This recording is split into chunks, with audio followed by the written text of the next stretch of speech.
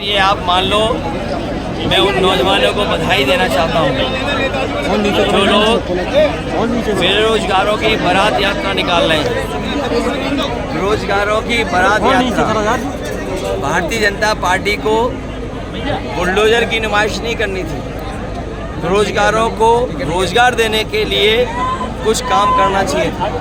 मैं अपने तमाम नौजवानों को बधाई देता हूँ कि बुलडोजर के खिलाफ बेरोजगार बारात यात्रा निकाल रहे हैं। उस बेरोजगार लोगों की बारात यात्रा में हम शामिल होने जा रहे हैं। ऐसी कम होती होंगी बारातें, वो बारातें दूसरे तरह की होती हैं।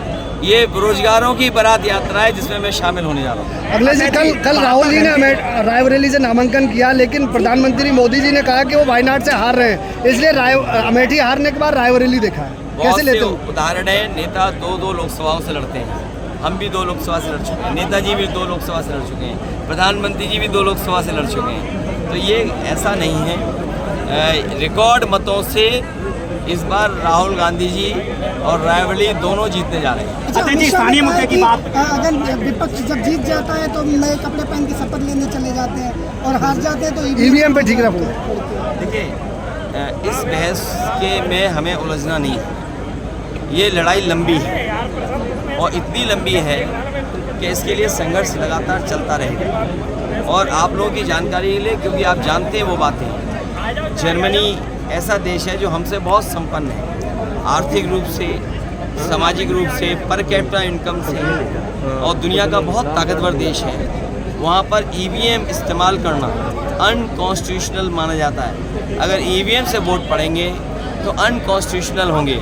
तो जर्मनी जैसा देश, अमेरिका, जापान, यूरोप में बहुत से देश, दुनिया के बहुत संपन्न देश ईवीएम की तरफ नहीं देख रहे हैं। वो वही पुराने तरीके से बैलेट से वोट डालते हैं। तो ये लड़ाई लंबी है, लगातार चलती रहेगी। और हम लोगों ने तय ये किया है, ईवीएम से हरा करके ईवीएम हटा देंगे। अध्यक्ष जी, 2016 में आपके ईवीएम से हरा के और ईवीएम हटा देंगे। जब जर्मनी जैसा देश ईवीएम से वोट पड़ने को अनकॉन्स्टिट्यूशनल मानता है, संविधान के खिलाफ मानता है। अध्यक्ष जी, 2016 में सैनिक स्कूल बंद पड़े हुए हैं, और सैनिक स्कूल बंद पड़े हैं। ये मुख्यमंत्री ही उल्टे पुल्टे हैं। इन्हें कोई अच्छी चीज़ अच्छी नहीं लगती, हर अच्छी चीज़ को ख़राब कर देते हैं। एम्बुलेंस ख़राब कर दी, पुलिस को 100 नंबर देकर ही ख़राब कर दी। अब पुलिस जाती है तो दोनों पक्षों से वसूल लेती है, क्योंकि 100 से 112 कर दिया। जो गिनती बढ़ाई मुख्यमंत्री ने, पुलिस को लगा कि उन्हें रेट बढ़ा देना चाहिए, तो रेट बढ़ गया। सैनिक स्कूल, ये वो सैनिक स्कूल था जो फौज में बड़े बड़े पदों पर पहुंचाता और नौजवानों को अफसर बनने का मौका मिलता।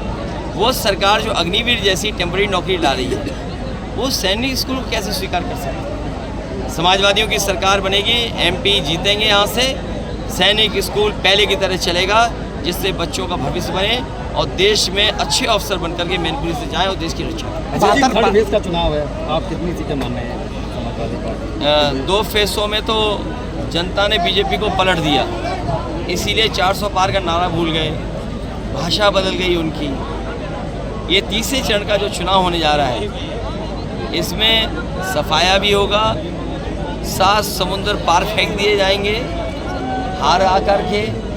और इस राउंड के बाद, 7 तारीख के बाद, 7वें राउंड तक बीजेपी हारती जाएगी। बीजेपी का कहना है कि तीसरे चरण में आपके परिवार के 4 लोग कैंडिडेट हैं और चारों के चारों जो है करारी शिकस्त का सामना करेंगे। देखिए, परिवार के लोग लड़ रहे हैं, जो लोग हार चुके हैं, हारे नहीं हैं अभी, हारने नहीं जा रहे हैं। बीजेपी के लोग हार चुके हैं, तभी उनके भाषण देखे आपने।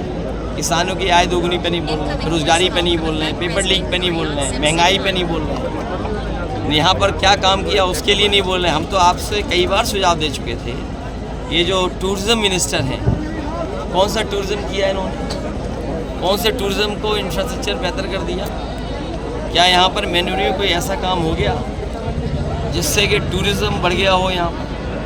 आप बताओ, आप तो यहीं के लोग हैं सब। अध्यक्ष जी की मुख्यमंत्री है।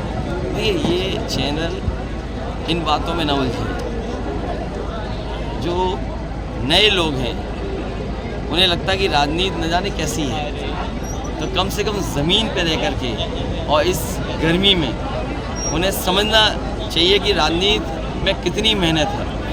अगर वो राजनीति को सीखना चाहता है और गरीबों के बीच और किसानों के बीच और गांव की तकलीफ परेशानी को समझना चाहता है तो उसके लिए तो जाना चाहिए।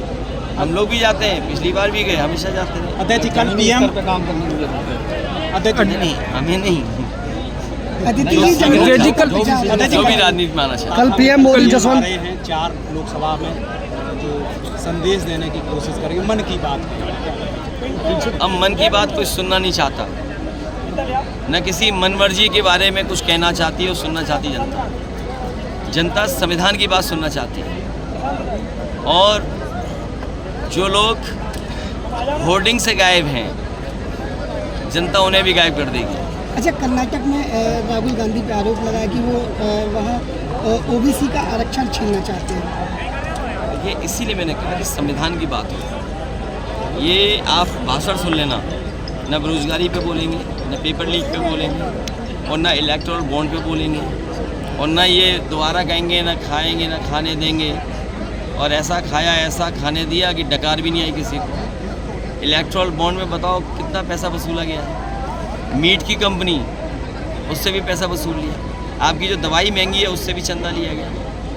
तो बताइए, ये इलेक्टोरल बॉन्ड और चंदा वसूली से महंगाई होगी कि नहीं महंगाई होगी? अभी तो चंदा की पोल खुली है इलेक्टोरल बॉन्ड से, अभी तो दान की खुलने जा रही है अभी कुछ दिनों बाद। अब इस इलेक्शन में पाकिस्तान की भी एंट्री हो गई है। योगी आदित्यनाथ कह रहे कि अगर राहुल गांधी